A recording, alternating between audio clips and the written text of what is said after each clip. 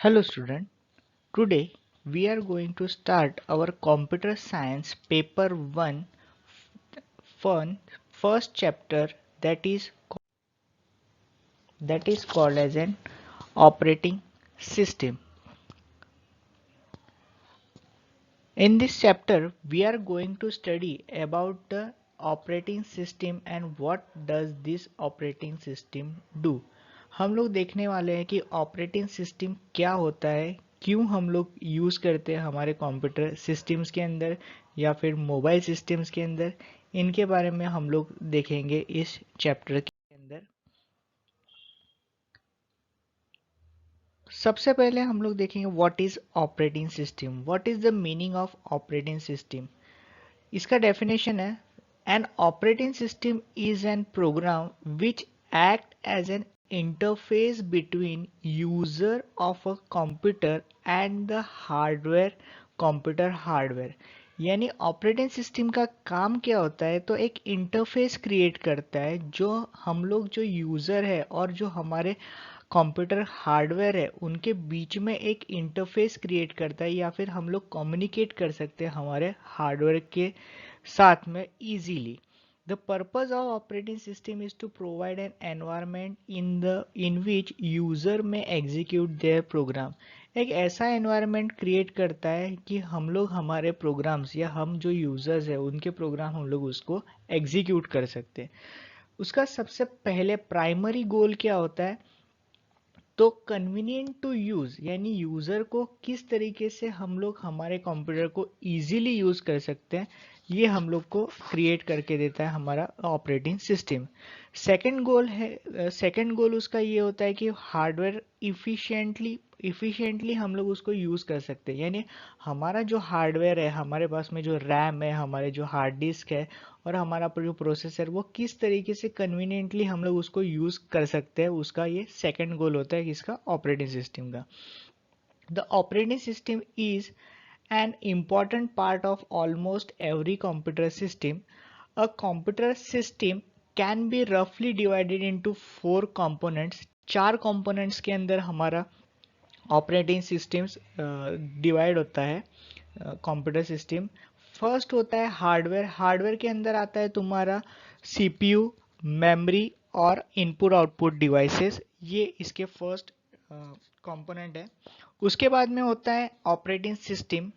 उसके बाद में आता है हमारे एप्लीकेशन प्रोग्राम्स। एप्लीकेशन प्रोग्राम्स के अंदर हम लोग जो वर्ड, एक्सेल, पावर पॉइंट या जो भी कोई हम लोग एप्लीकेशन यूज़ करते हैं वो आता है एप्लीकेशन प्रोग्राम्स के अंदर। और फोर्थ पार्ट होता है जो होता है हमारा द यूज़र्स, जो मेन पीपल्स होते हैं वो हमारे जो यूज़र्स होते हैं। ये है उसके 4 कंपोनेंट्स कंप्यूटर सिस्टम्स के। यहाँ पे एक डायग्राम दी गई है जहाँ पे हमको कंपोनेंट्स ऑफ कंप्यूटर सिस्टम्स यहाँ पे बताया है। जैसे सबसे इनर मोस्ट जो होता है, द इनर मोस्ट वो is the computer hardware. Computer hardware के ऊपर जो लेयर होता है वो होता है ऑपरेटिंग सिस्टम का। ऑपरेटिंग सिस्टम के ऊपर जो लेयर होता है that is called as an application program. और एप्लीकेशन प्रोग्राम कौन यूज़ करता है, तो हमारे यूज़र्स यूज़ करते हैं। यानी हम लोग को अगर मुझे हार्डवेयर के साथ में इंटरेक्शन अगर करना है तो सबसे पहले मुझे एप्लीकेशन प्रोग्राम्स लगते हैं। उसके बाद में ये ऑपरेटिंग सिस्टम के यूज़ से हम लोग क्या कर सकते हैं, हमारे कंप्यूटर हार्डवेयर के साथ में क्या कम्युनिकेट कर सकते हैं। Okay, this is the diagram for the components of computer system. Next, operating system works as an resource allocator. अभी resource allocator means what, resources कौन से होते हैं, जैसे होता है CPU time, memory space, file storage space, input output devices and allocate to the programs and the users by operating systems. यानी जो भी कोई ऑपरेटिंग सिस्टम्स के अंदर रिसोर्सेज होते हैं इसको अलोकेट करने का काम हमारा ऑपरेटिंग सिस्टम करता है। जैसे किसी प्रोग्राम को कितना मेमोरी चाहिए है, कितनी रैम बची हुई है, फ्री स्पेस कितना है, हम लोग जो भी स्टोरेज करते हैं हमारे हार्ड डिस्क के अंदर उसका कैलकुलेशन करना है, कितनी जगह स्पेस अलोकेटेड है, कौन से इनपुट आउटपुट डिवाइसेस हमारे कंप्यूटर्स को कनेक्टेड है, उसके बाद में किस तरीके से प्रोग्राम्स को हमें अलोकेट करना है, these are the works for the operating system. An operating system can be viewed as an control program. It controls the execution of users program to prevent errors and errors and improve the use of computers. यानी जो भी कोई errors रहेंगे उसको remove करना है, जो भी कोई कंट्रोलिंग करना है, ये सभी का सभी काम कौन करता है? तो ऑपरेटिंग सिस्टम करता है. Operating system makes a provision of security, confidentiality of information to users. It keeps the track of all the files and all the sectors allocated to them. It also keeps the track of free sectors to be allocated to new files. यानी यहाँ पे operating system का और एक काम होता है जो सिक्योरिटी का होता है, कॉन्फिडेंशियलिटी का होता है. यानी अगर एक ही कंप्यूटर अगर दो तीन यूजर्स अगर यूज करते होंगे तो किसी की फाइल, एक यूजर की फाइल दूसरे यूजर को नहीं दिखना चाहिए.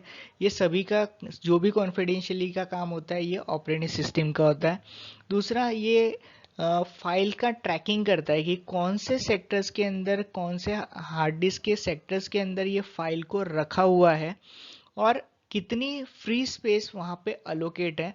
यानी अगर हम लोग हार्ड डिस्क हमारे पास में अगर 1 TB का है, 1 TB के अंदर अगर मेरे जो फाइल्स है वो अगर 200 MB के अगर होंगे तो बची हुई कितनी रैम है, ये सब का कैलकुलेशन भी हमारा ऑपरेटिंग सिस्टम ही करके देता है. Operating system eliminates the duplicate efforts in development of complete routines. Once these routines are developed by system developer, application program make the use of it. यानी अगर बार बार एक ही काम करना है हमें तो उसके लिए भी हमारे क्या होते हैं, कुछ राउटिंग प्रोग्राम्स क्रिएट होते हैं. Thank you.